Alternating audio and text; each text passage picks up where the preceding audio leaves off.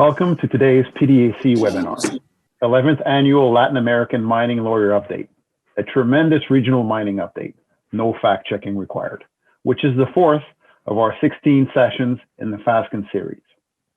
My name is Frank Mariage. I am a partner in Fasken's Montreal office and a member of the PDAC Program Committee. Before we begin, a few housekeeping remarks for you. At the end of the webinar, please click the survey link underneath the video to fill in our survey. Your input is greatly appreciated. During the webinar, if you have a question, please type your question into the chat box beside the video. Today's panel will do their best to answer all the questions they can. If you require technical support, please click the Tech FAQs or Tech Support chat, which is located under the question chat box. The biographies of our speakers on today's panel can be accessed from the Materials button under the video player. This webinar is also being broadcast on YouTube Live. And now, I will turn things over to my friend and partner, Paul Fornazzari, who is a corporate commercial and securities practitioner in our Toronto office and also a member of Fasken's Global Mining Group. Paul, over to you. Thanks, Frank. Let's get started. 11 years of doing this seminar together with this great group and still going strong. So that's really quite a testament to the staying power of this group.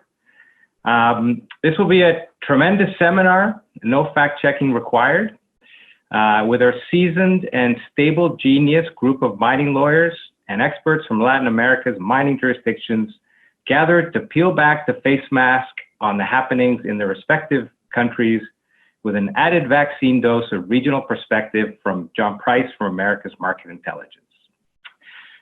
The format this year will be a role-playing meeting with a GC, María Virginia, of a Canadian mining company as she wants to learn more about the main Latin American mining jurisdictions ahead of her company's plans to expand into that jurisdiction. And we will have a question and answer period at the end. Let me introduce to you the panel, the core of whom by now you'll be very familiar with, although there are some new faces to take note of. These are some of the most recognized and highly regarded experts and mining lawyers from their respective countries. Starting with my good friend, María Virginia Anzola. She's General Counsel and Corporate Secretary at Ascendant Resources, Inc. She has 20 years of experience advising companies in the extraction industry. Prior to joining Ascendant, she served as Assistant GC for Primero Mining, and prior to that, as Senior Counsel for Hudbay Minerals. Secondly, we've got our Latin American mining risk expert, John Price, who's the Managing Director of America's Market Intelligence. Representing Argentina, Saúl Feilbogen from Vitale, Manoff, and Feilbogen. Brazil, Carlos Vilhena, Pinheiro, Neto, Advogados. Chile, Carlos Pérez-Cotapos, Cariola, Diez, Pérez-Cotapos, en Compañía Ltda. Colombia, Alvaro, José Rodríguez, Posse, Herrera, and Ruiz. Ecuador, María, Isabel, Aillón, member of the mining department at Pérez, Bustamante, and Ponce. From Mexico, Jorge Sanchez, Haynes and Boone. And from Peru, Oscar Benavides, Rodrigo, Elias, and Medrano, Abogados. And as Frank mentioned, I'm Paul Fornazzari, a partner at Fasken, and with practice focused on Latin America. So let's get started. Let me set the stage. María Virginia is the GC at Transcendental Mining, Inc. It's a new age mining company looking to combine the benefits of expanded consciousness with mining. The company hit the market window perfectly and raised many billions of dollars with just their funky business plan, and now they need to execute. María Virginia has asked for a meeting with local experts to give her an overview of the various relevant issues as TMI, that's Transcendental Mining, Inc., or Too Much Information, looks to embrace Latin America. TMI is also looking to establish a head office in one Latin American country, so María Virginia wants to see which country provides the best overall benefits for her office. So, scene one, I'm meeting with John Price of EMI, and we're starting our call with Maria Virginia. Hi, John. We're about to start a call with Maria Virginia, the GC at TMI, who needs to get a good handle on Latin America as a mining region ahead of rolling out an ambitious acquisition and expansion plan in that region. TMI sees Latin America as a breath of fresh air given the many problems in Canada for mining. Heavy tax burden, expensive expert consultants, environmental restrictions, and complex and ineffectual COVID plans, and wants to expand into that region.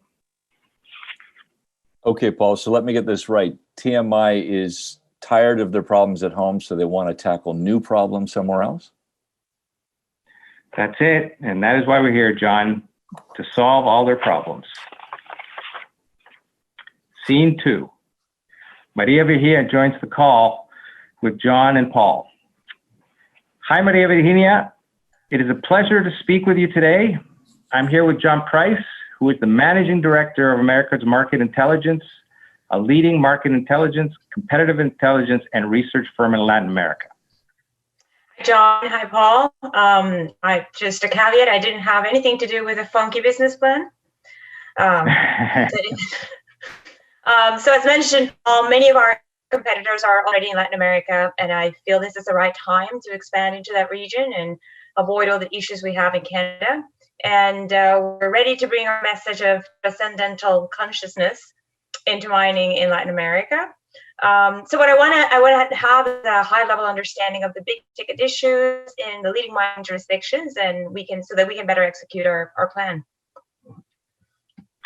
Well, as you know, Maria Virginia, this is a vast region that's with significant differences from one country to another. And so with his kind of global regional experience, John will provide you with an introduction of the general business atmosphere in the region, and then we can go country by country with a local expert and with John to dig into the nuances. Well, thank you, Paul, and great talking to you, Maria Virginia. You know, as Paul points out, or the old saying, all politics is local, well, all risk is really local. And the first thing I need to sort of tell you is that whichever country you look at, whichever property you might look at, you have to really dig deep and local, because that's where the biggest issues you will find. But that said, for the purposes of starting big and narrowing in as we talk to each person by country, let me begin by saying that COVID has brought to light a challenge that I think every government in the world faces, and mining jurisdictions will inevitably face and will bring pressure upon mining companies. And I speak not to so much the healthcare side effects of COVID, but rather the fiscal challenges that it presents. Governments in Latin America, with their service economies stalled for months at a time under lockdown, could not collect much of the sales tax, which makes up a huge portion of their tax take. As a result, they all suffered big fiscal deficits, some more than others. Other countries, a few of them, were able to finance big counter-cyclical programs to directly pay money to the poor and to small business. I speak of Brazil, Chile, and Peru especially. But the result of all of this is that Latin American governments, who by and large have been pretty disciplined managing their budgets in last 20 years or so, suddenly had to take on huge deficits. They got a free pass from the international lending community last year, but the free pass is coming to an end. And so they're all going to have to tighten their budgets, and they're going to have to cut costs on the one hand, and they're going to have to look for new areas of taxation. And this should be a concern to the mining community, because those new forms of taxation will be directed at the most successful industries in their countries, which might be e-commerce, but if they're a mining jurisdiction, inevitably could also impact mining. It also means that regional and local governments who rely on the transference of royalties to their coffers from national governments are going to find themselves cut off from those monies. And so they're also going to feel the pinch, and they're also going to turn to mining companies so to help them fund their local taxation. I turn to two examples of this. And one was actually a pre-COVID move by the AMLO administration in Mexico to basically seize the Fondo Minero funds, which are a royalty fund that is designed to directly transfer to local communities. And that was essentially seized by the national government, is now being used essentially to finance candidates for the midterm elections coming up. In Argentina, to help slow capital flow, but also understanding that their exports do well when their own currencies collapse, they applied an export tax. And it's been reduced from 12 to 8% on the books, but not yet in terms of how it is applied. And these are just two examples. And we will see more examples. So when you look around the region, you have to look at the macroeconomics of these countries. How indebted are they? How much pressure are they under against a sovereign downgrade? Because this economic risk can quickly produce a taxation risk. That is a common denominator that you will find across these countries. Another really important area of concern is local risk. And local risk occurs for a plethora of reasons, but fundamentally comes down to this. Most mining properties are remotely located. They are well beyond the arm of enforcement of certainly national laws and even local laws. And by operating in a less than ideal enforcement of law environment, they get into trouble, or they find themselves being challenged when their interests do not align with the interest of those around them. And who are some of those parties that might have different interests than their own? First of all, the communities themselves. If there is a legacy, long before you arrive and buy this property, if there is a legacy of poor management of that mining property that dates back perhaps to government operated mine in the past, or a mining company that did not bring proper practices to that mine, then you are inheriting that legacy, and you have to be aware of that when you do your due diligence. Another really important feature today is water usage, and not just in arid locations like you might find in northern Chile, but in fact, even in very humid areas, there will often be agriculture, tourism, and other users of that water who are concerned about either contamination or overusage of water. So being aligned with their interests is important. Another really important feature in some jurisdictions, I speak of Colombia, Peru in some areas, certainly Venezuela, to some degree Brazil as well. I speak of illegal miners who are sometimes called artisanal miners or maybe called informal miners. And the definition differences between them can be very subtle. But these are communities that have been mining for eons and supporting families and supporting communities. And oftentimes an industrial miner who buys a concession or is building up a property is perceived as a threat to these people. And they will do their best to change the opinions of local communities against that mine.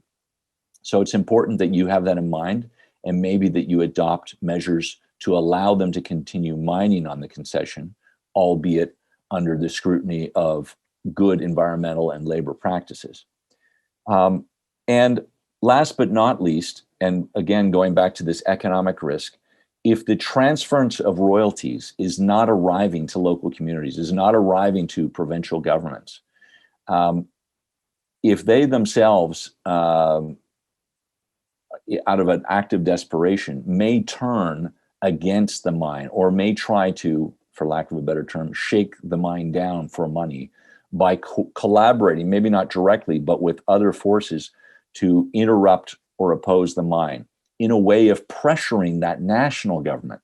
So they, even if a municipality can't get on the phone to the president of the republic to say, please honor your royalty transfer obligations, perhaps the owner of the mine can get on the phone to the president and make that call for them. And that is the thinking behind some of these local governments when they pressure mines to get monies transferred to them, which are often mandated by law. Those are just some of the examples of these local issues that miners have to face.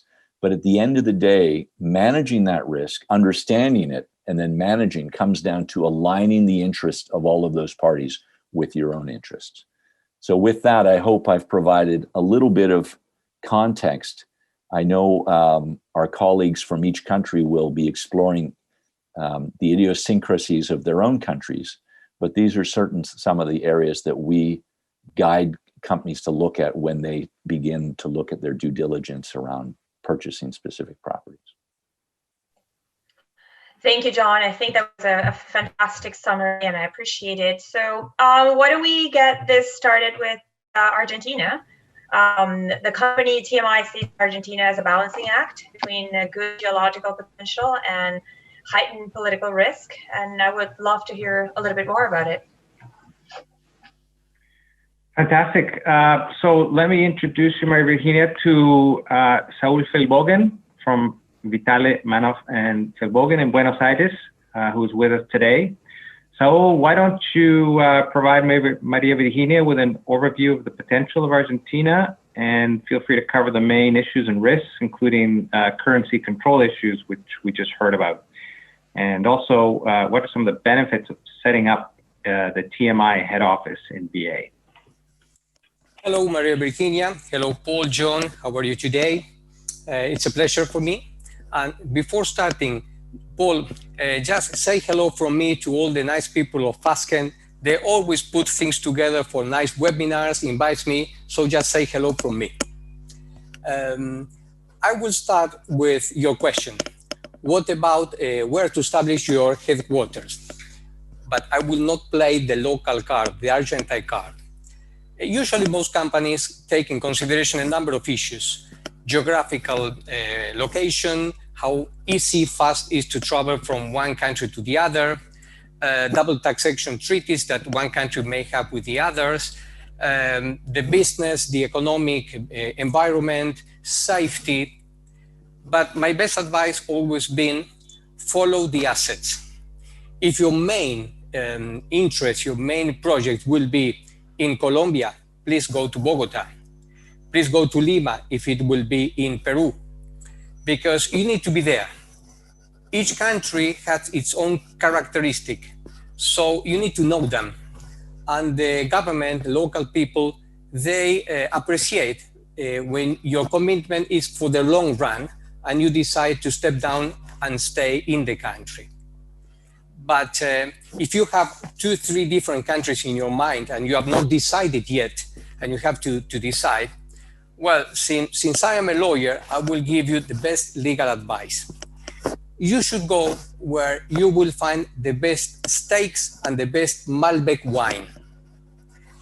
The name of the country comes easily.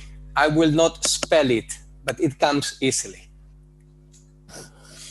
But I will let you know a little bit about the status of Argentina, the outlook, and of course some bad news that we always bring to the table. Recently, the Fraser Institute released their annual survey. They rank 77 jurisdictions, and Argentina is presented divided by the provinces, the mining provinces. They prepare what they call the Investment Attractiveness Index. And there is a jurisdiction, Salta, who ranks first in this index when we consider the whole Latin American region. Salta ranks first. The index is not only formed by geological potential, but they also take into account governmental policies regarding taxes, legal issues to get the permits, land properties challenges, environmental, different sort of issues are taken into account. Salta ranks first. And I bring this Salta to the table because Salta is placed in the north part of Argentina, and together with Jujuy, Catamarca, some parts of La Rioja, they are where we call the lithium triangle, together with the south part of Bolivia and Chile. I know it very well because this is my hometown. And you have to consider that long ago, there was nothing there. And lithium is very busy now. We have almost 40 projects. 2 of them are already in production. There are 2 other in construction. There are 6 projects that are in advanced stage of feasibility studies. So we can see that lithium is one of the major players, one of the products that will play a major role in the mining outlook in the future. And the government is very ambitious regarding lithium. They want to increase 10 times the production during 10 years. This is ambitious, and of course depends on a number of issues and on a number of answers that the government will have to deliver. But we believe that this could be done. And they also have plans in order to open the first lithium battery plant in South America. Of course, we have to wait and see, but this is a busy area. Lithium is one, but we have to talk about copper as well. And copper used to be the case that most of the projects were in the other part of the Andes, in Chile. They start thinking, well, what's about Argentina? And nowadays, there are something like 6 projects on the pipeline, some of them world-class projects that will put copper as one of the major products of exports in Argentina. I have to mention José María is a project that has just presented the environmental impact report, and they expect to start the construction phase at the end of the year. It's a 3 billion investment. They are placed in 4,000 meters above the sea level. You can imagine it's very similar to the weather in Toronto for PDAC, more or less. But this is copper, another player. Of course, we are all trying, and all the countries are suffering from this pandemic, and the government is trying to get out from this pandemic the best they can, sometimes with good decisions, sometimes with mistakes. There is a new administration for the last 15 months, and from the very beginning, they made it clear that they want to foster the mining activity. Mining was declared essential activity. It means that they were allowed to remain open, all the facilities. Employees were able to travel, to go to the places of work. The production kept moving. So it was essential. And it shows a little bit the attitude from the government, even though there are still some answers to be given. Now that I think lawyers, we were not declared essential. I don't know why, but anyway, we were not on the list. But the mining activity suffered in 2020 something like 20 to 30% decrease, depending on how you measure it. But on the other hand, since it remains open, they were able to keep moving forward with their production, with their exports. The government was there also to assist them. The time when they were not able to pay their salaries, the government was there. But of course, there were some, as we call probably bad news or mistakes that we have to be aware of. As John probably already mentioned to you, there are capital controls again in Argentina. It means that it's not free to send money and to bring money into the country. All exporters are required to bring their export receivables into the country within a short period of time. Central bank converts the receivables into local currency. And anytime you need to pay for imports or you want to pay dividend back homes, you need to require authorization from the central bank. Of course, these measures cause a lot of concern. However, the answer from the government has been, and it's still, that they will not interfere with dividend payment, that they will do the best they can, that they will help those companies in order to get access to the foreign exchange market to pay dividend back home. We still have to wait and see case by case how it works. But if they want, as they say, to develop and to foster the mining sectors, as they say, they will need to bring more answers. And the answer will have to come at the new taxes. There is, it's not new, but they increase the percentage on the withholding tax on exports. However, I have to say that this is a bad news, but the mining sector received the lowest percentage comparing with all industries that export in Argentina. While others are paying 20%, mining products, only gold is paying 8%. Other minerals are paying 3.3% because this is based on a formula. This is not good, but in comparison, this is the lowest percentage. Well, the outlook, I would say, according to a number of analysts, they believe that Argentina will rebound in mining, something like 28%. The outlook is favorable. However, we still need more answers from the government in order to raise all these concerns about controls, about restrictions in Argentina.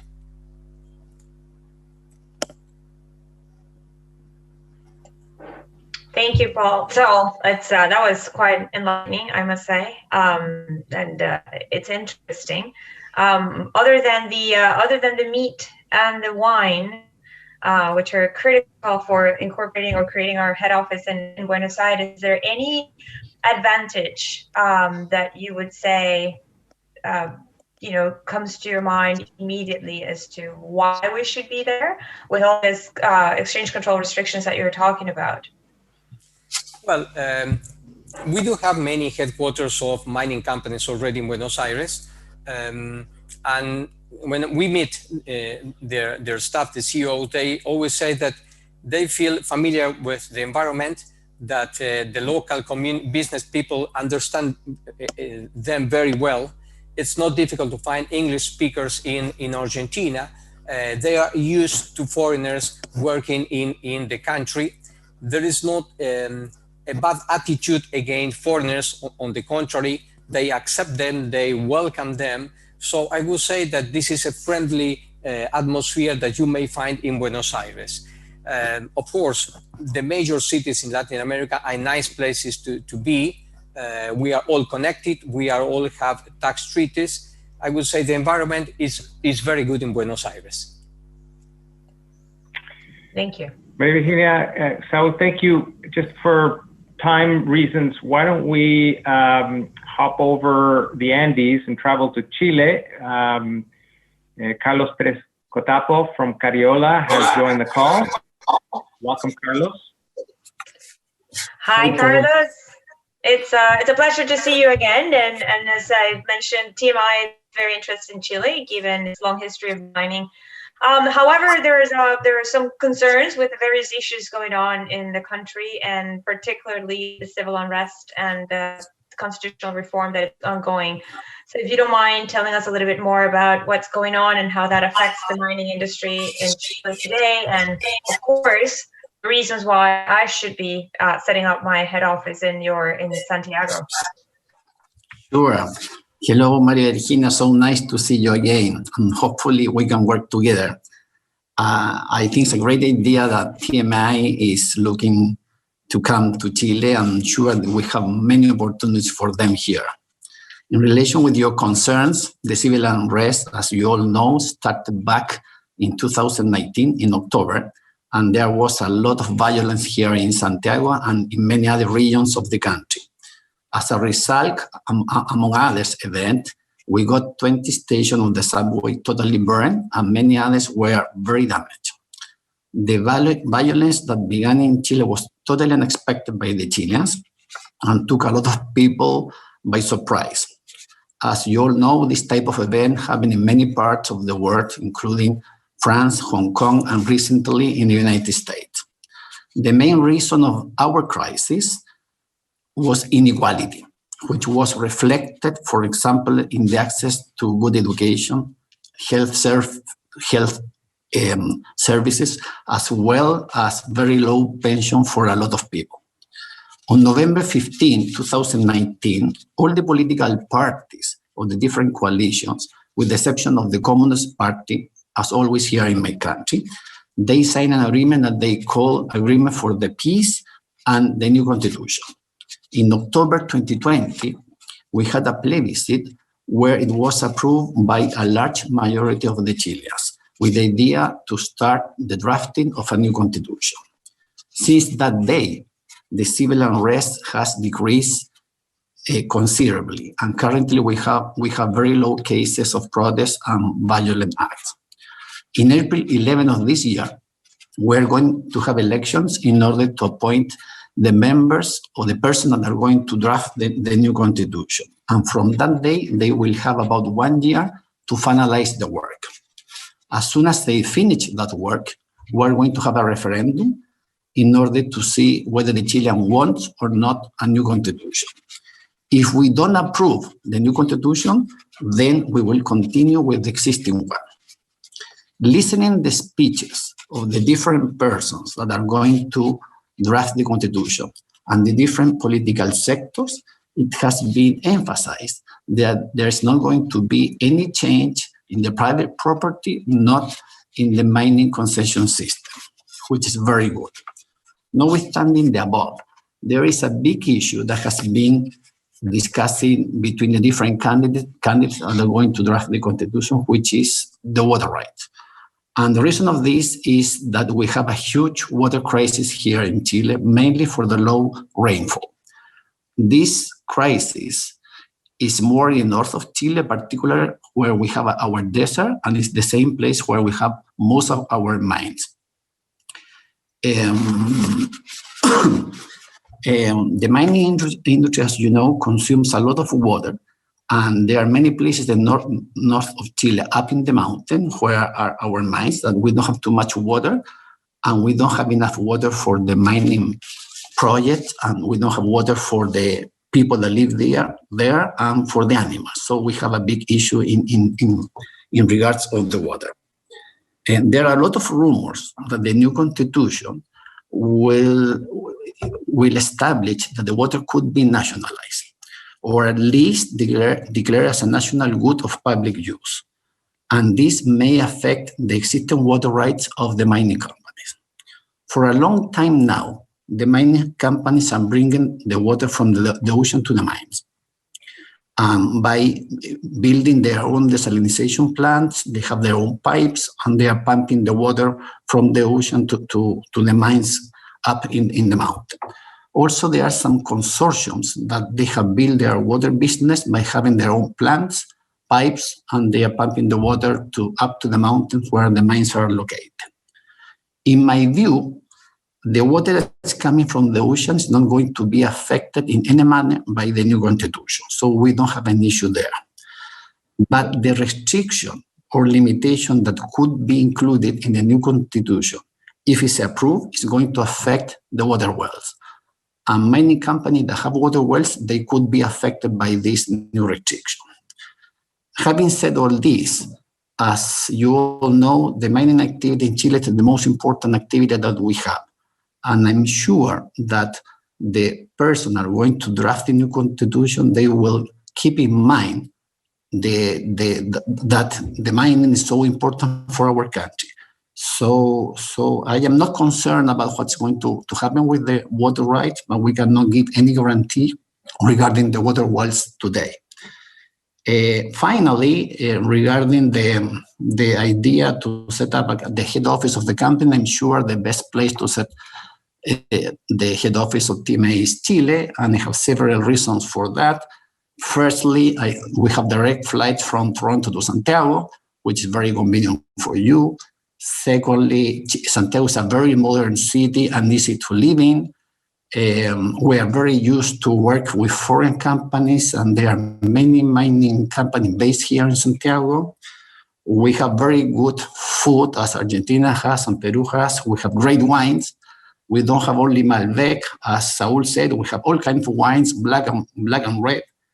And the weather is very good, and we are very close to the ocean that I'm sure that you like, and we're close to the mountain as well. Thank you. Well, thank you, Carlos. That definitely makes it very appealing. I'll take all those criteria into consideration for the setup, and I appreciate it. It looks like Chile has a little bit of work to do before we can have some stability in terms of regulations, and the water matter is also an issue. But thank you very much for your contribution, and make notes, and we'll think about it. Thank you. You're welcome. Thank you, Carlos. Leaving Chile and turning north to Peru, we have Oscar Benavides from Estudio Rodrigo. Thank you, Oscar. Thank you, Paul, and welcome, Oscar. Unlike Chile, we see Peru as a strong candidate for our mining activities as well. However, also like Chile, we're concerned with the ongoing political turmoil. So I wouldn't mind if you give us your thoughts on how that can impact our mining activities. And of course, I would love to hear why I should set up my head office in Lima. Hola, María Virginia. Hi, everyone. Thanks for being here.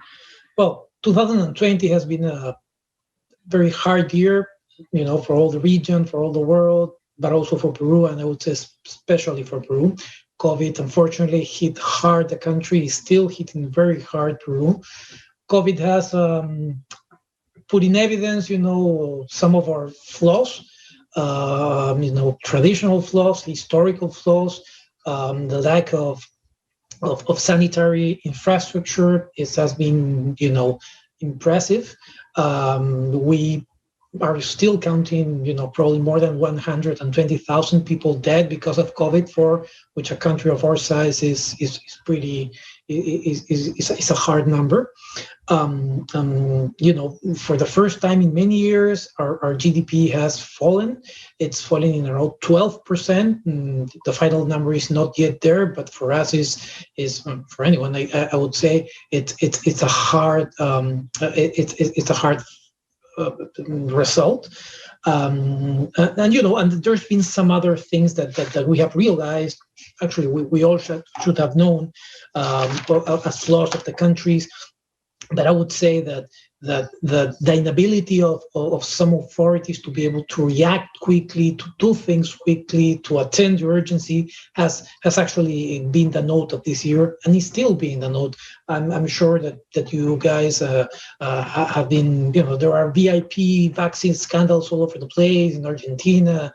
I read yesterday that former President Trump had been vaccinating himself secretly as well.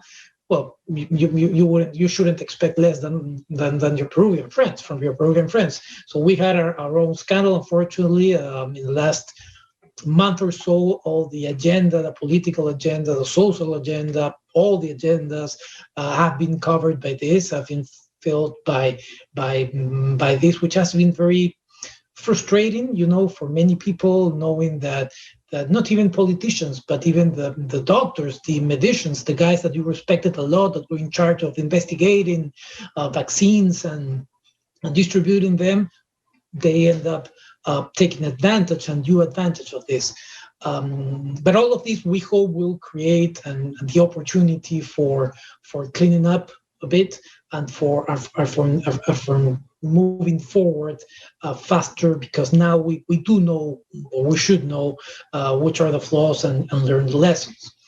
And COVID didn't come alone. We have in Peru, a couple of national sports. One is soccer. We're not that good at that. And the other one is seeing our politicians fight every day. And that goes on national TV every day, every week, which is pretty interesting. So last year, we broke our records, and we had 3 presidents. And actually, we have been very stable in terms of all the governments, finishing their terms, and, we get used to it. But last year, in a month, we had 3 presidents. So we are so careful in choosing them that we keep on choosing them until we feel comfortable. So the good thing is that everything was done by the Constitution. There was no coup, there was no funny things whatsoever, but still there were changes. And now we are facing, as you might all know, in 40 days, April 10, it's just 40 days ahead, we're having general elections where we're electing president, and we're electing Congress. And yes, we are not sure what's going to happen. there's something new that I've never seen before. You might realize that I'm very young, so I don't have that kind of memory. But one of the things that I know I've never seen in the polls, no one having more than 10% in the polls. All the candidates, there's no one that exceeds 10% in the poll. So things are right now a little bit shady. A month ago, there was a guy leading the polls by 7 points. Now he's go down to position number 4. And a guy that was in probably 1% is now in 7%. So things are changing around. All this, I would say, the tiredness coming with the COVID, with the quarantines. Peru have been, we've been closed down most of 2020. We had the last quarantine that ended this last Sunday. So you feel the people, and that might be felt in the election, that the people is fed up, is tired. But for the first time, and this is another phenomenon that I've never seen before, one of the things that, you could listen to a lot of people or hear a lot of people here in the email or elsewhere telling you very proudly that they were, socialist, left-wing, but you never heard no one tell you about that they were right-wing or that they were center-right. Now, for the first time that I remember, at least 3 candidates labeled themselves as center-right, and the people are beginning to shift to that kind of options. I'm not saying that that's the best option or not, though you might bet which one I think is the best option, but people are beginning to discuss that again. And that didn't happen for a number of years. And I attribute that to perhaps this growing conscious of the lacks, of the flaws that we have been seeing for ourselves, and the need to do something about it really, really special. Another example is, in campaigns, politicians speaking about, activating mining projects. Conga, Tia Maria, which are important projects that have been installed here, now have 2 or 3 candidates speaking out loud that they want that to happen. And that's news. That's something that didn't happen before. So once again, 2020 has been a hard year for us. Still, we are expected to grow perhaps in double digits to 2021. The IMF says that we should be leading Latin America's growth. I would say, I don't know that now after this last quarantine, we're going to be able to make it with double digits, but probably 9%, which is going to be a rebound, but still that shows you the inertia and the strength of the Peruvian economy as such. An economy that it's going to have its challenges, as John was very, very correctly pointing at the beginning of this conversation. Peru the government has been very, very adamant in basically giving that money to the poor people. The quarantine was very hard, and there's been, for the first time, I recall, these massive programs of actually handing cash to the people. That, of course, the flip side of that coin was that the infections rose because there was a lot of gathering of people going to the banks and so forth. But people have been given money, and that means that the deficit, for instance, the fiscal deficit of the country has increased very importantly, as it had never before. At the end of 2019, it was around 1.6% of the GDP. This year, the 2020, should end in around 7.5%. And now in 2021, we'll go back down to 5%, and hopefully in a couple of years, around to our traditional 1.52%. But that means that there's going to be there's some financial stress in the government. I don't know if that's going to be, I don't think so, that's going to be translated into more taxes specifically to the mining industry. There have been some candidates speaking about putting taxes over the wealthiest fortunes, the largest fortunes of the country, whatever that means, but not specifically on certain industries. As a matter of fact, and this hopefully will come as an opportunity. Just to give you an example, one of the big challenges that we have had because of COVID has been the lack of medicinal oxygen. People have been lining up and doing, whatever they had to do and paying absolutely ridiculous prices just to get oxygen for their family. Well, just one mining company, Southern Peru, has been able to cut the gap of that oxygen supply in 30%. With one single company, mining company, putting together, they changed a bit one of its plants down in Hilo, in the south, and we've been able, with the significant help of many mining companies, to diminish that gap. And by the way, I have to say our Chilean friends have been donating us about 1,000 tons of oxygen, which they've been actually yesterday, the day before, the first lot of them came to Peru, and we're very grateful of that.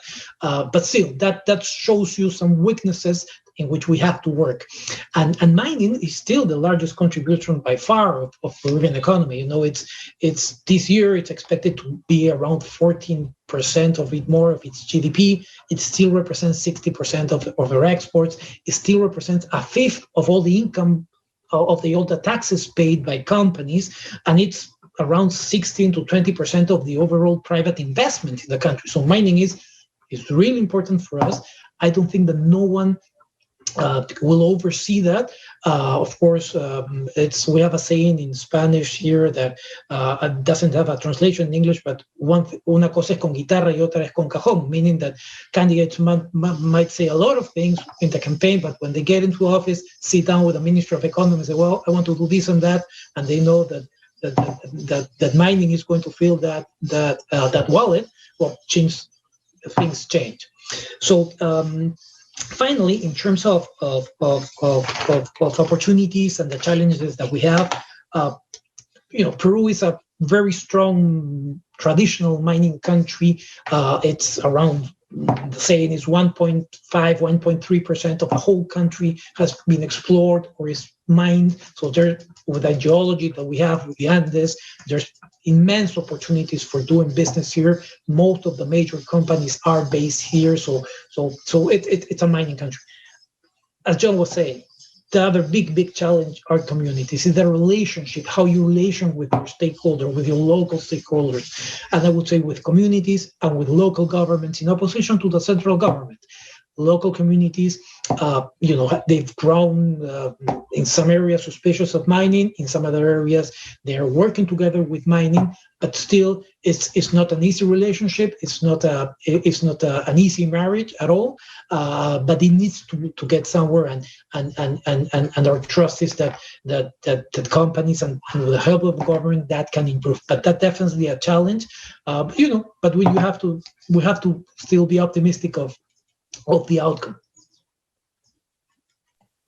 Thank you, Oscar. I appreciate it. And don't feel bad. I feel challenges are everywhere, and Peru has a lot to give, to offer to the mining companies. So social license is definitely something to consider everywhere we go. So I appreciate it. Thank you. Let's discuss Brazil with Carlos Vilhena of Pinheiro Neto Advogados. Hi, Carlos. Hello. Hi, Carlos. Hello, Maria. How are you? Good, thank you. Good to see you again. And I'd love to know what's going on with the mining industry in Brazil, and what do you recommend for us at TMI, and of course, a little bit of info as to where we should locate our head office, if in Brazil, where in Brazil.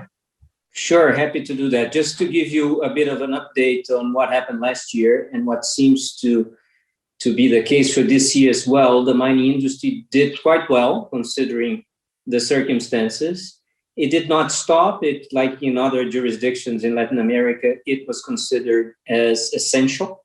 And it has very impressive numbers, actually. Sales increased 36% in dollar terms. Exports increased 11%, and this is all for last year. Contribution of taxes and royalties increased over 35%. There were 55,000 direct and indirect jobs created in the mining industry between January and September last year. And there is a forecast from the Brazilian Mining Association that $38 billion will be invested in mining in Brazil in the next 4 years, mainly in iron ore, bauxite, and fertilizers. So that gives you a bit of a feel of the potential. As you all know, it's a very large country. It's mainly, its mining industry is mainly focused on iron ore, but we produce over 80 different minerals. So lots of opportunities. Gold did really well. Copper, zinc has been doing well over the past few years. So lots of very good opportunities. Brazil is traditionally a mining country. That's basically how the country started, like many of us here in the panel. Differently from other relevant mining jurisdictions in Latin America, mining is not the major sector of our economy. It accounts for around 3%, between 3 and 4%. And there are pros and cons out of that.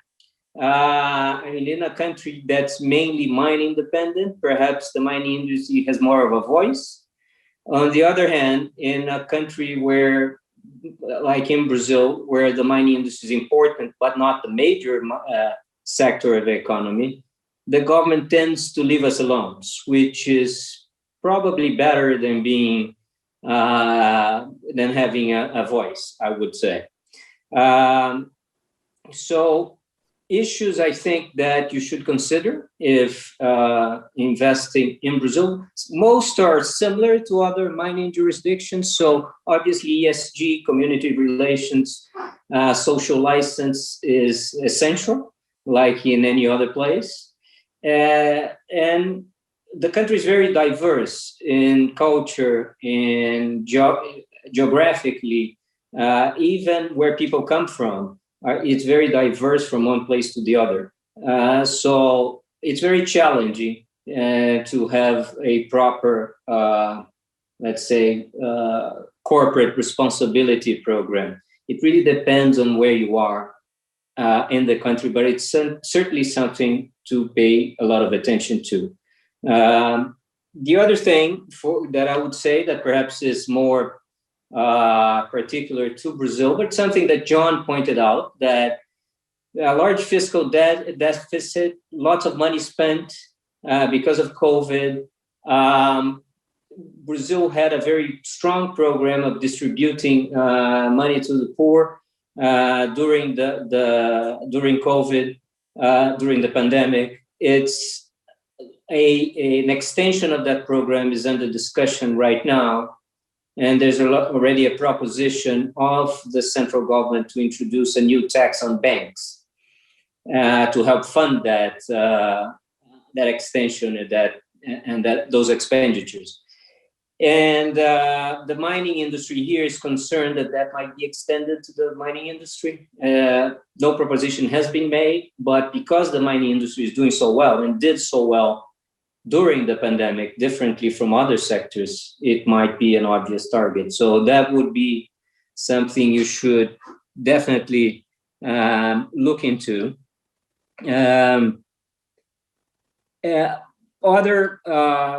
I think another issue particular to Brazil to look at is the more strict tailings dams regulations because of what has happened here over the years, the two very unfortunate incidents.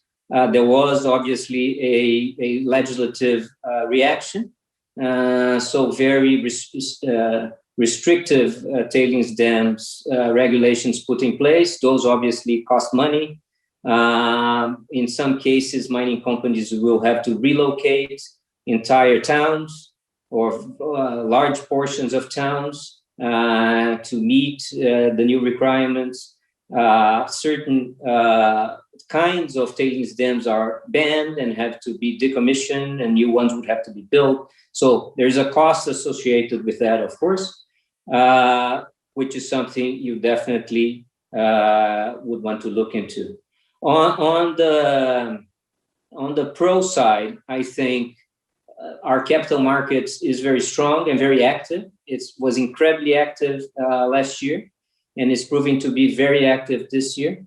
So there's an alternative, I guess, to raising money. Obviously, Canada, Toronto will always be very strong, like other strong capital markets jurisdiction. But here it's becoming more and more, we're seeing a very active capital market scene and more open to actually to the mining sector. So recent cases of success in raising money for mining projects in the Brazilian Stock Exchange. So that could be seen as an advantage, perhaps, or something that would be of interest. I think having, as I said, a traditional mining industry means that a lot of local knowledge, a lot of professionals available. The fact that the Brazilian currency has lost a lot of its value over the last 12 to 15 months. That means things here are very cheap, or much cheaper than they used to be in US dollar terms. So salaries, supplies, services. This is something that I suppose you would want to consider. As far as the other thing, like Peru, like our friend Oscar mentioned, vast parts of the countries to be explored. There's a very little portion that we actually know much about it. And so lots of opportunities there as well. I think the other thing I would mention is the fact that if deciding where to be, I mean, as I said, it's a very diverse country from north to south. It really depends on where your major project is. I mean, the financial capital is obviously Sao Paulo. If you're more of an exploration company, more of a central part of the country it's probably where exploration companies go. So Brasilia, the federal capital, would be the place. I mean, Rio is always nice. Vale is there. So a large portion of the Brazilian mining industry, corporately wise, is located there. There are companies that are located in the north, in Belém, where the vast iron ore production happens. So lots of options. With where we are right now, I guess it doesn't really make much sense. So we would probably be staying at home anyway, I think, for a few months more. But I mean, lots of options for you to consider. And going back on setting up the idea of, or the question of setting up your headquarters. One thing that I came across recently was this initiative in Canada to create an office that would monitor what Canadian mining companies do in other jurisdictions from a human rights perspective. And if that actually turns into something, it's something for you to think about, actually, which has raised some concern in Brazil, how that's going to work, how that's going to interfere the ability to do business in Brazil by a foreign country. And I assume that would be of a concern to the other mining jurisdictions around the world. So something to look into. I'm sure you're aware of that and you're looking into it already. Anyway, I think those were the points I wanted to raise, and happy to answer any questions. Thank you. Thank you, Carlos. Again, very interesting. Interesting to hear about the capital markets activity in Brazil. So that's something definitely to consider. Surprised that you or any of our other panelists haven't mentioned soccer just yet as an appealing tool to incorporate somewhere in Latin America, but I'll leave that to another panel. So thank you, Carlos. And I guess, Paul, we're moving on to another country. Yes, let's jump to Ecuador. María Isabel Aillón from Estudio Pérez-Bustamante in Ponce is with us today. So hi, María Isabel. Nice to see you again, and thank you for joining the call. So with Ecuador looking into entering into the mining industry and expand foreign investments in mining, how do you see things developing over the next, let's say, 5 years? Hi, Paul, and hi, Maria Virginia. Nice to see you all again. Well, thank you so much for your interest in Ecuador. You know, COVID hit really hard Latin America, especially Ecuador, at the very beginning of the pandemic. Well, as you may all know, we had a very strong health crisis in Ecuador. And COVID raised the necessity for the national government to start finding for other sources of investment. And actually, you know, the historical oil price collapse brought mining to the scenario. So the national government is aware that mining could be or could appear as one of the new model of economic development in Ecuador. And well, our internal product fall around 9 points during the pandemic.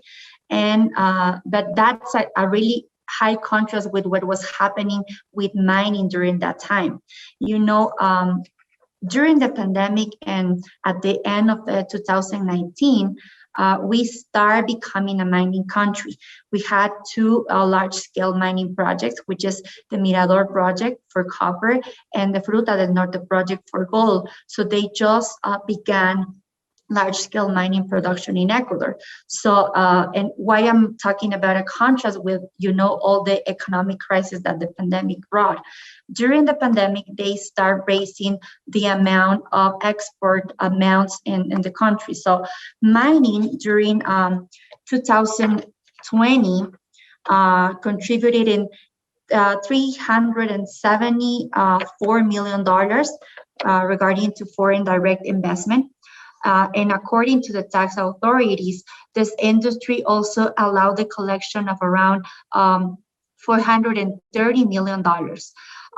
In the same year, Ecuador exported around 1,041 million in products for mining. And this was a big change because before we did not have large-scale mining in production. So this was a big change.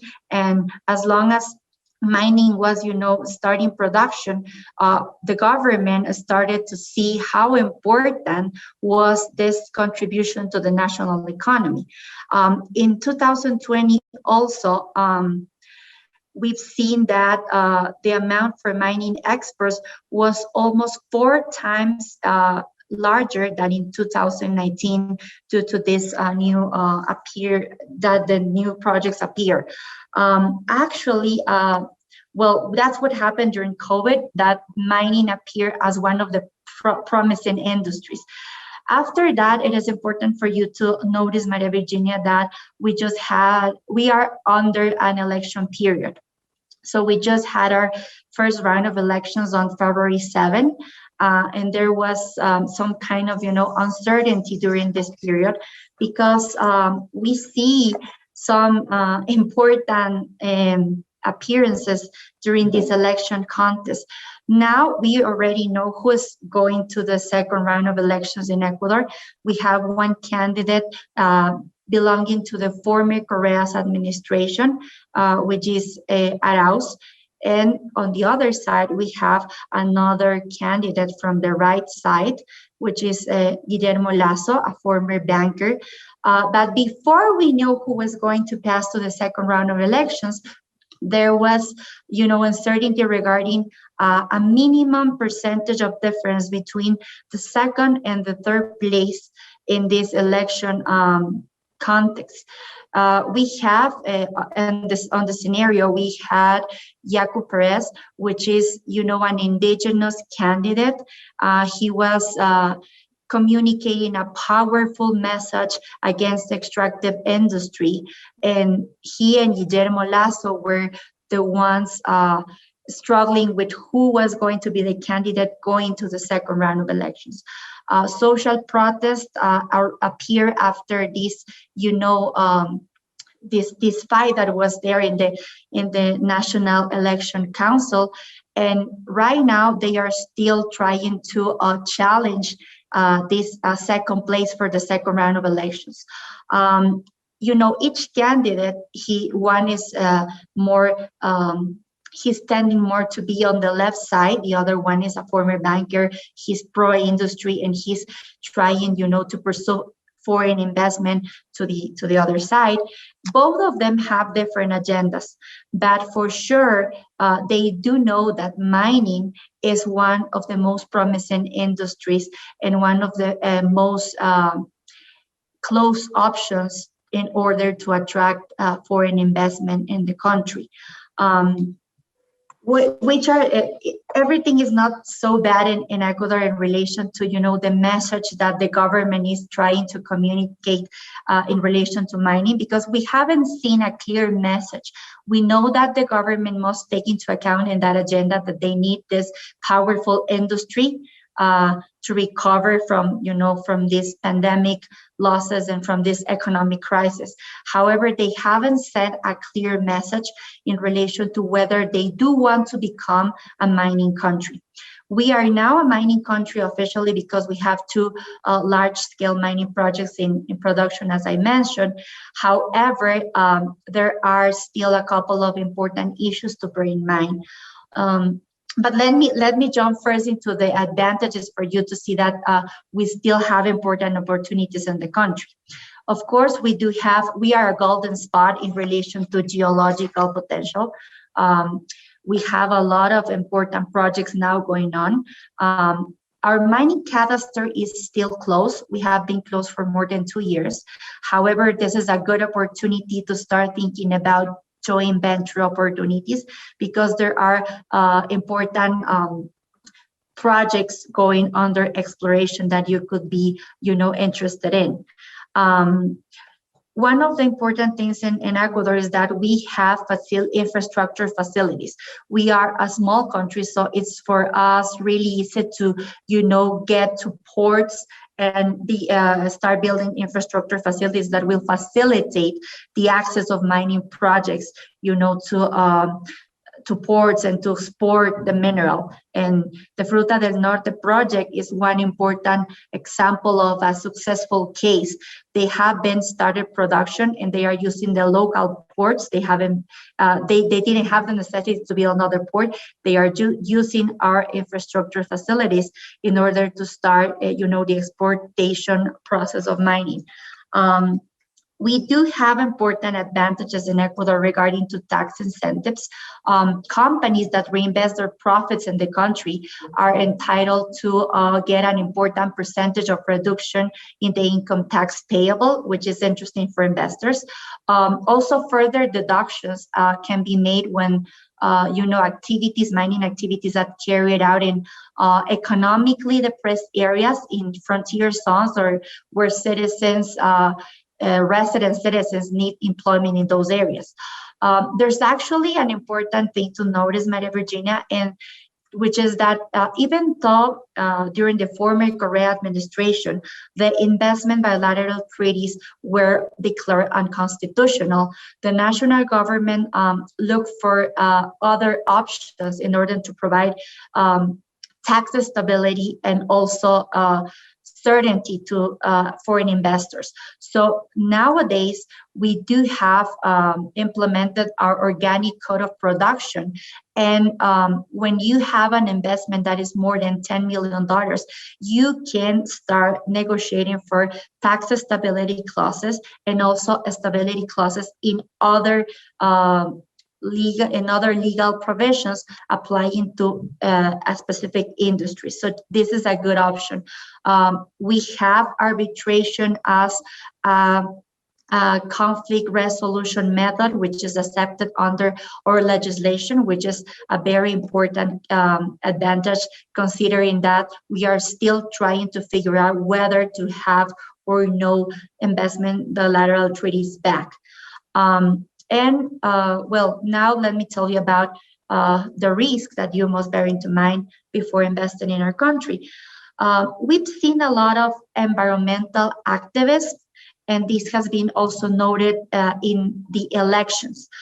We've seen that more than 54% of our voters are people less than 40 years old. So they are very concerned about their environment. So we believe that one of the most important risks for the mining industry is the lack of knowledge. Most people think that responsible mining is not possible. So this opens the door for companies with high standard of environmental policies and companies that have already been, walking a long way in order to develop responsible mining activities. Judicial activism is also a very important thing to bear into mind. we have a constitutional court and they are trying to resolve important mining cases. So this, along with a popular consultation that was just voted on these last elections, they were trying to ban mining activities nationally, but they haven't done it yet. They have passed a popular consultation during these past elections, and it's going to be, just to prohibit mining activities nearby hydric recharge zones in the southern part of the country. But it is important, Maria Virginia, that you notice that all mining projects that have been already started activities and all mining titles are going to be respected. This is not a retroactive popular consultation. So, well, this is more or less what I can tell you about Ecuador. We are still waiting for who's going to be the next president, along as with Chile and also Peru. We have our elections on April 11 as well. So it's going to be a very important and critical day for Latin America.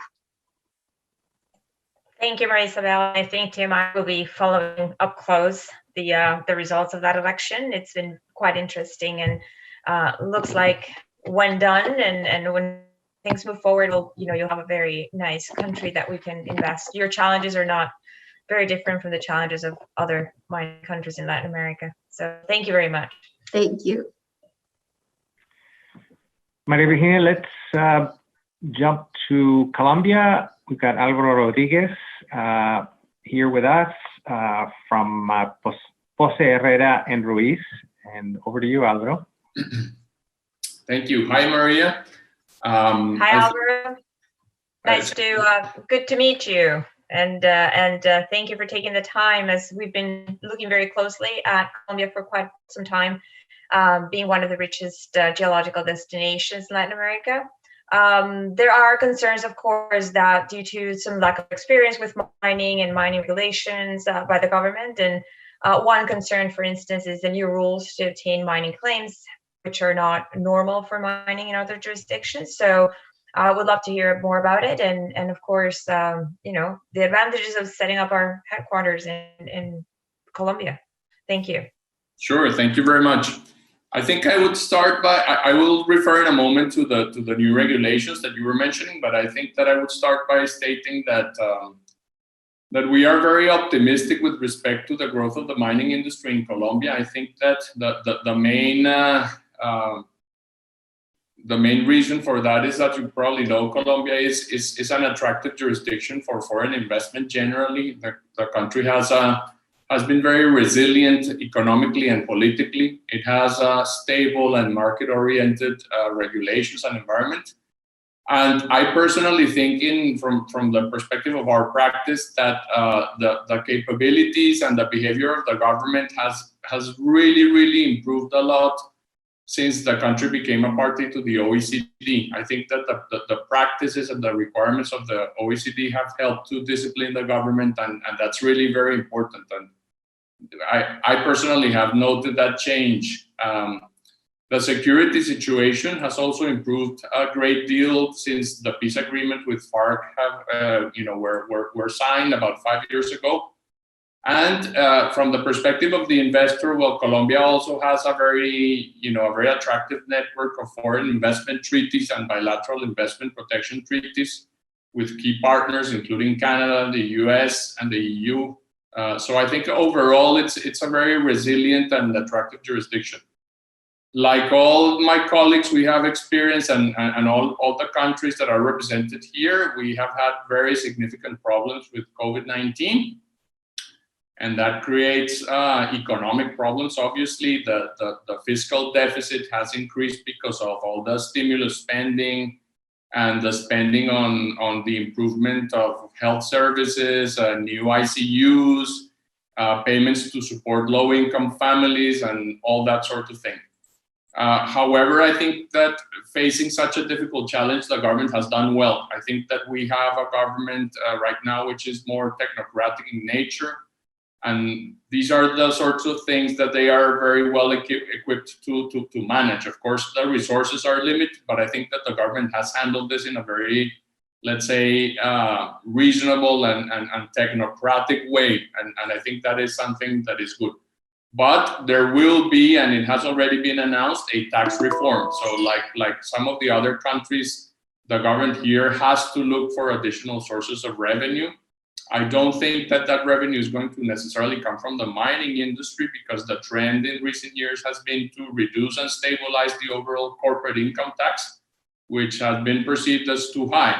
I think that the government, the really important sources of additional revenue will come from things like VAT and perhaps taxing technological platforms, as someone mentioned. Those are things that are already being discussed in the debate, but we will see some type of tax reform of next year or this year, really. I think that in the particular case of the mining industry, the mining institutions of the country have been strengthened, and this is reflected, I think, in the Fraser Institute survey, which shows that Colombia has improved its standing, basically because it has improved its policies. And I think those policies, are really starting to bear some fruit. And there are some important projects that have been able to move forward in Colombia. For example, Buriticá and Gran Colombia Gold have developed projects, significant gold projects that have secured important funding from international sources. As you know, the Buriticá project obtained a $175 million financing package last year. And Gran Colombia Gold has just announced a stream agreement of $110 million to develop its deep zone in Marmato. So we are seeing projects moving forward. And of course, the most important, I think the test for all of this is going to be what happens to two very important projects that are being developed by Anglo Gold Ashanti, which are Quebradona and Gramalote. Quebradona is moving into the feasibility stage, and they have just filed, it is at the feasibility stage, and it has applied for environmental license. And as you know, very recently, the environmental authority made very detailed requirements. I think this is an interesting project because it has a very innovative social and environmental management approach. They have mentioned the possibility of creating a sort of natural park on top of the mine as they gradually reclaim the operation site, and I think that has been well received. And Gramalote has also completed feasibility. It has an environmental license, which is being modified, and a decision to move into construction is going to happen sometime this year. So I think it's going to be really, really important for the credibility of the Colombian authorities that particularly the Quebradona project gets an environmental license and hopefully very soon. Because there was another project that was, where the government made, I think, unreasonable requests for additional information, which I think that were kind of an excuse to reject the environmental license, which is the Minesa project, which is being developed by Mubadala. That, I think, is a project that cannot be compared to some other projects, particularly Quebradona and Gramalote, because it's a project that has very specific and very high-profile environmental issues around it, which is that it's very close to the Páramo ecosystem, and in Colombia, mining in the Páramo ecosystem has been prohibited for almost 10 years now. And this is close to a Páramo, which is the Santurban Páramo, that has created a lot of discussion and has been the subject of great national attention. So I think it is discouraging that an environmental authority might use technical reasons to reject an environmental permit that should have been granted. But I think that Minesa has done a very good job answering all the technical requests of the environmental authority, and they will get the license. The problem is the delays that they have experienced. I am very optimistic that both Gramalote, Quebradona particularly, which is the one that has requested a license, will get it hopefully this year. So I think that to the extent that those projects move forward, we will see, I think that Colombia will be able to achieve greater credibility as a mining jurisdiction. I would also say that some of the issues that are becoming hot topics in other jurisdictions in Latin America have already worked their way, in many cases, through the court system in Colombia. So we had an issue about 4 or 5 years ago with municipalities asking to be consulted and claiming the right to prohibit mining activities. And that went all the way through the high courts and has been resolved. And now it's clear that municipalities do not have the right to prohibit mining activities. And finally, to your point, the government is trying to launch a sort of innovative process to award areas. I would start by saying that this is in parallel with the ordinary mechanisms where anyone can go to the mining authority and request a mining concession. So it doesn't replace the existing system, it's just an additional system. What they're trying to do there is to replicate competitive bidding processes to award areas that have been very successful in the oil and gas industry. I think that we are not necessarily sure that what has been successful for the mining industry will be equally successful for the oil and gas industry will be equally successful for the mining industry. But it's interesting because what the government has done is reserved certain areas to be offered to companies. And the most important thing is that the companies have to evidence certain minimum financial capabilities. And part of that is to solve a problem that has been perceived for a long time. And it's that in Colombia, we have squatters and we have people who basically get mining concessions and sit on them with the purpose of speculation. And the government wants to take these areas, which are very attractive, and in this first round, if you will, it's going to be copper areas in the Perijá region, and it wants to award them to companies that it knows will have the capability to develop them and to explore them and eventually develop them and obtain funding. So the idea is that they will be awarded on the basis of additional exploration activities offered by the companies, in addition to a minimum activity program that is being set by the government.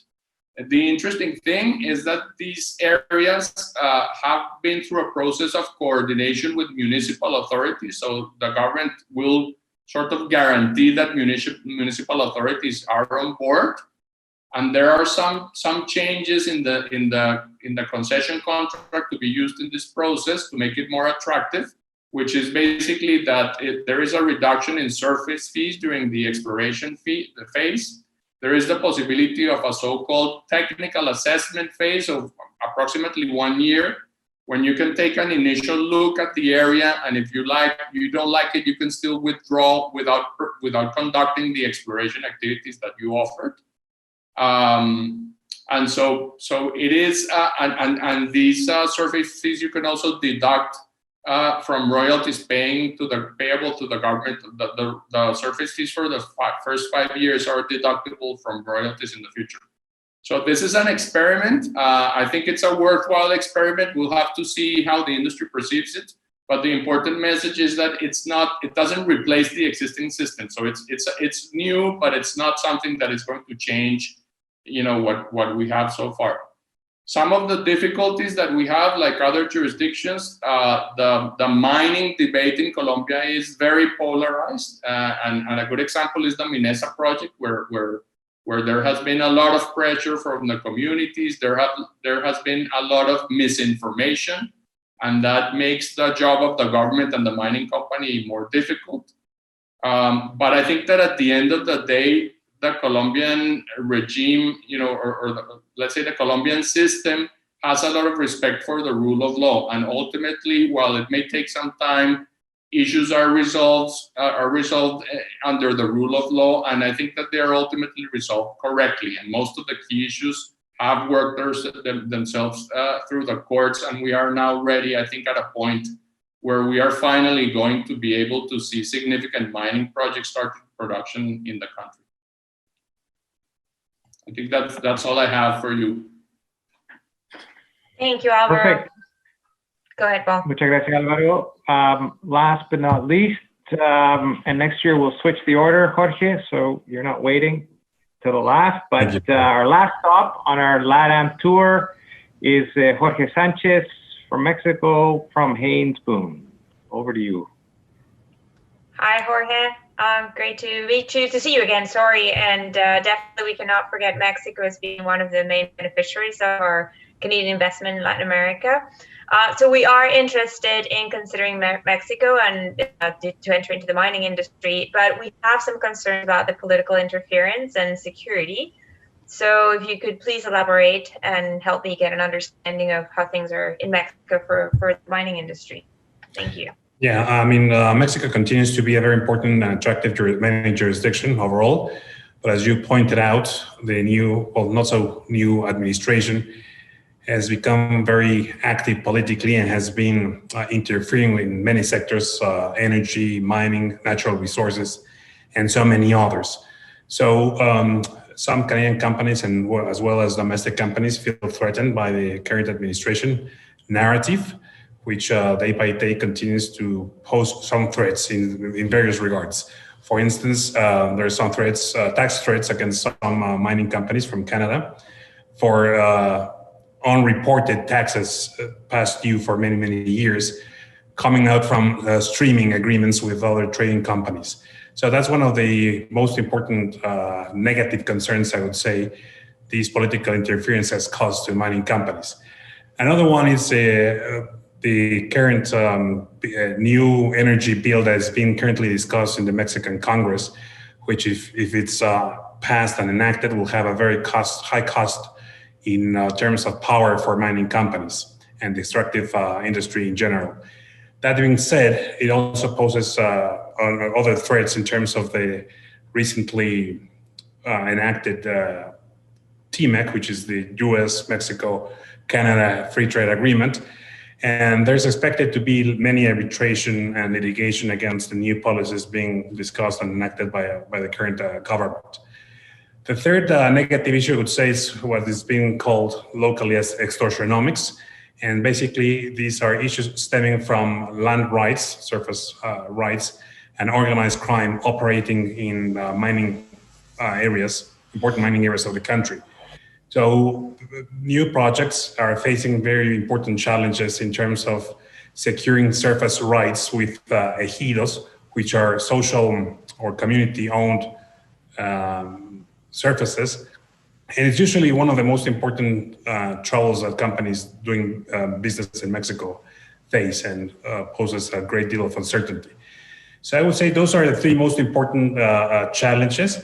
Plus another one, which is, I'm not sure if you have heard about the discussions at the Mexican Congress regarding the amendments to the outsourcing. If these new labor regulations are passed, it's going to have a great impact on outsourcing structures and ultimately in the mining industry. That being said, if it's enacted, most mining companies will have to get rid of any outsourcing structures, and they will have to hire directly any employees and workforce. So that's another front that can carry significant economic and administrative burdens to companies doing business in Mexico. So I would say those are the four most important challenges that the country is facing and posing to investors in Mexico. Great, thank you, Jorge. That is very interesting, and I think again, it's always good to have Mexico as a goal for investment, given our relationships with Canada. So thank you very much. Welcome. Fantastic. That is the whole spectrum from south to north, and like I said, next year it'll be from north to south. This tax threat that Jorge Sanchez mentions, I just point out that that's been used in a number of countries. I remember when I was doing oil deals in Kazakhstan, the Kazakh tax authorities would come in and threaten a foreign company with, call it 10, 20, $100 million tax hit with really no substance. And it was their way of basically trying to negotiate down from that, high number with no basis for it other than just to threaten the company, scare them, and then try and squeeze a smaller amount. So Mexico is in good company with places like Kazakhstan. So we'll wrap this up. We've got just a minute or two for some questions from the audience, and I will just run through them quickly, and then have any of the panelist members who wish to answer, maybe John, because these are more of a global question. Question from Rita Villanueva. Hello, Rita. Her question is in regards to any developments in anti-corruption in the region.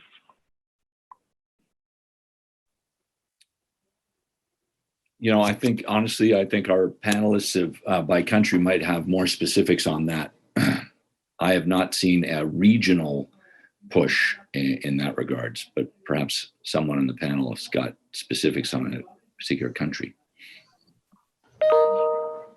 Perhaps I would say, John, for instance, the Odebrecht case that has spun all over the region. It's a big anti-corruption effort with lots of political sides to it. So we do have important legislation all over the region, but it's also being used politically to force some changes into the economy and into the political scene. Absolutely. And in fact, what it did was it led to the political cleansing of certain candidates who basically made them untenable as candidates. But also, I think, more importantly, particularly for the construction industry, there was a legal vetting process that had to go through where any construction company, as well as the banks that lent money to those projects, had to be vetted. And so what it did was it essentially stopped the construction industry in many parts of Latin America for a couple of years. They're getting through that process. I would say that legal vetting process has gone through. There's still some shareholder lawsuits that are going on outside the region that are impacting Odebrecht and anyone associated with it. But I'm not sure how much it impacts mining per se. It's been definitely a huge impact on construction, but I'm not sure if it's had legal ramifications on mining. I'd be curious to hear if anyone's seen that. Yeah, that's a good point you raised, John. In Brazil, where the investigations over Odebrecht started, and then it spread out to a number of other countries in Latin America, it had zero effect in the mining industry. There are no mining companies involved in any of the investigations, but huge involvement of the oil and gas business, but not of mining. Thank you. The second question is from Monica Ospina. Hi, Monica. She asked if we could expand on indigenous relations, including progress in legislation on indigenous consultation.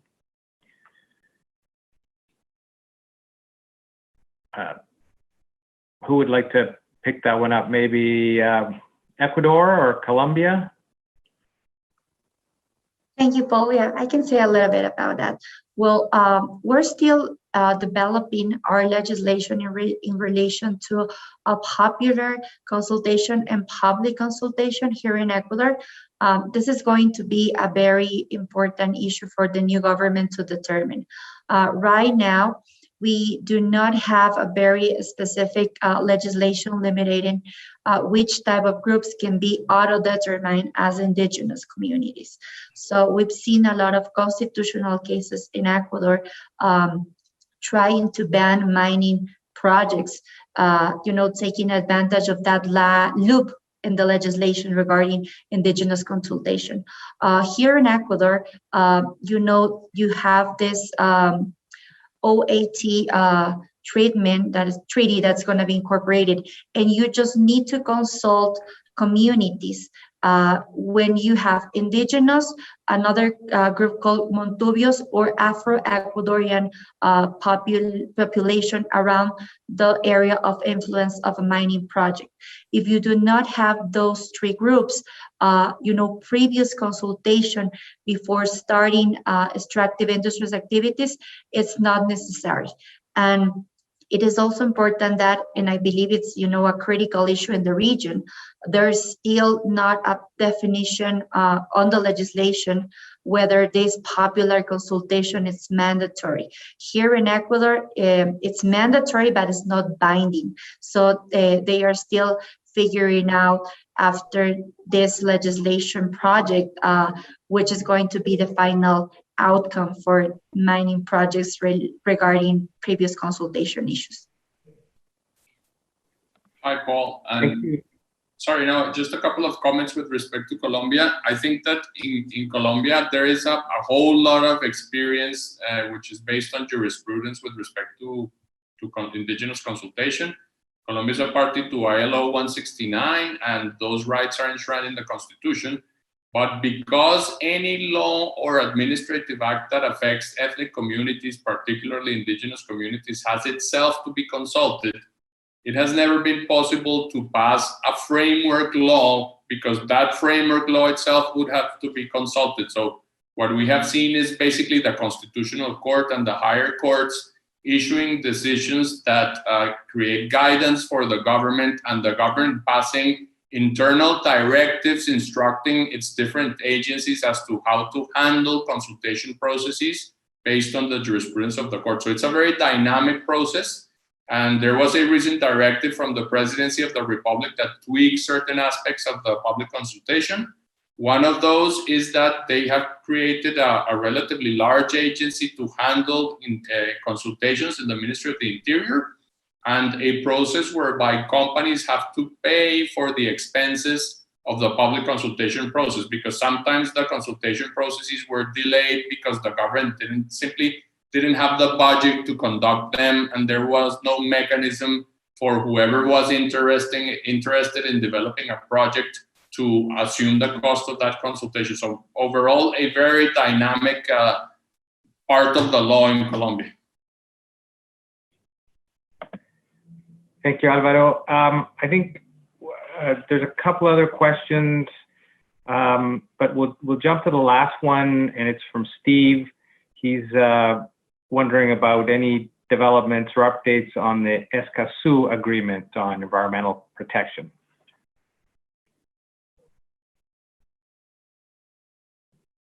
Who can cover that? I know you're all shy lawyers, so please. Well, I don't think there's a lot I can say about that, except that the agreement has been signed by Colombia, and it is going through the process of through Congress. The Congress has to approve it through an enabling law, and that process is still ongoing. I think it has been delayed because last year Congress was hardly able to meet because of COVID and the difficulties that brought. But ultimately, I don't think that the participation mechanisms that the Escazú agreement requires countries to implement are very different from things that we already have in Colombia under the Constitution and the laws and other existing treaties. So I don't think it's going to add much.